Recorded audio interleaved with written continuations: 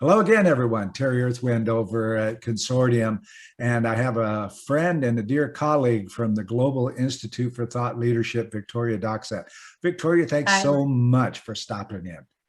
Oh, it's a pleasure to be here, Terry. Thank you for having me.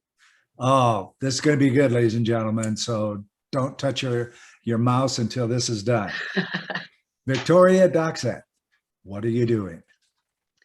So I am busy, Terry, is the answer to that.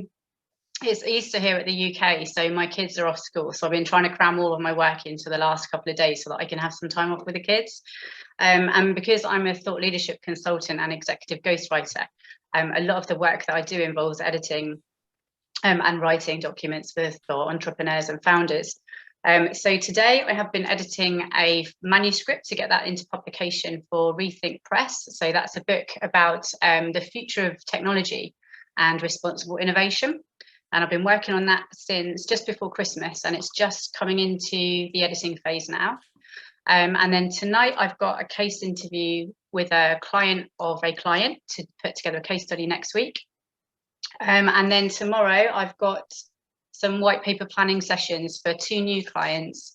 One of them is the founder of a manufacturing company who has got a marketing team in place. So he's got people who can, sorry, it's my door. So I think my husband's can get it. So he's able to so he's got sorry about that. He's got a marketing team in place who are able to write the white paper for him, but he doesn't know where to start. So he's got lots of good ideas, and he knows that he wants the white paper to be about a certain thing, but he needs my help in getting it started. So we have a kind of a 2-hour planning session, and then I take him through how to construct the content and the sort of research that he needs to include, and the sorts of case studies that he might like to include. And then I hand him over a blueprint that he then gives to his marketing team to be able to then make it into a white paper himself. And this is great because it's a service that I've only started offering lately. There's been a big uptake on it because white papers can be quite expensive if you outsource them, especially if you go to an agency. They tend to cost like thousands and thousands of dollars. Whereas a lot of time people just need a plan to get started, and then they can create it themselves in-house. So I've seen quite a lot of interest in that service. So I've got 2 of those tomorrow with different clients, which is quite good. And then Thursday, Friday, I'm having off with my children because I haven't seen them for quite a while. They've been at school, so it'd be quite nice to just take some time off. Because I tend to, where I'm freelance, I also teach part-time as well. So a lot of the work, my teaching and my writing kind of bleeds into all days of the week really, and weekends as well sometimes. So it's quite nice to take some time off and just be with my family. So yeah, so it's all good. I'm quite happy. Yeah, right now everybody's home.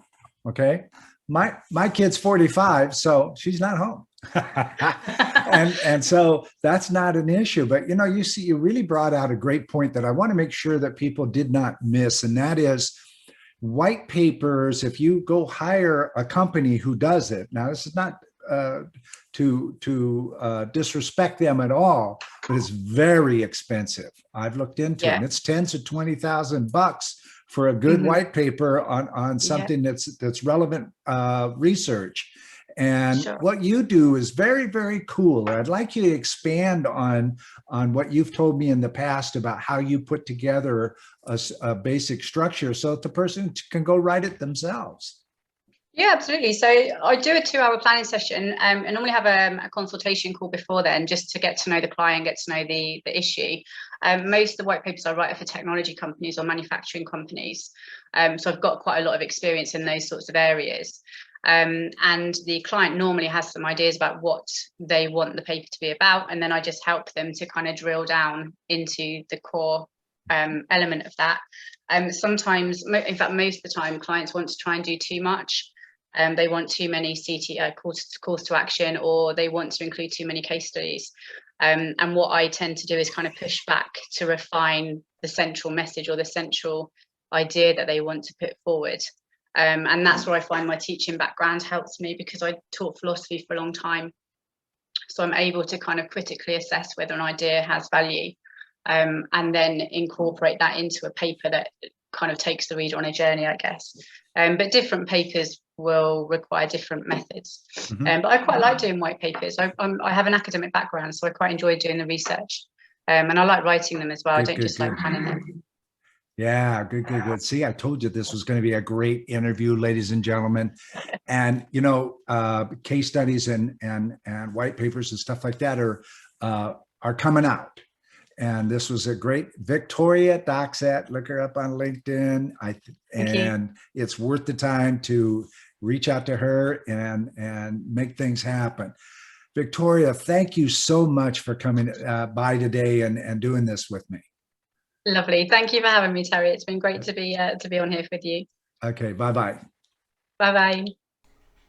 Consortium, the business model for the 21st century.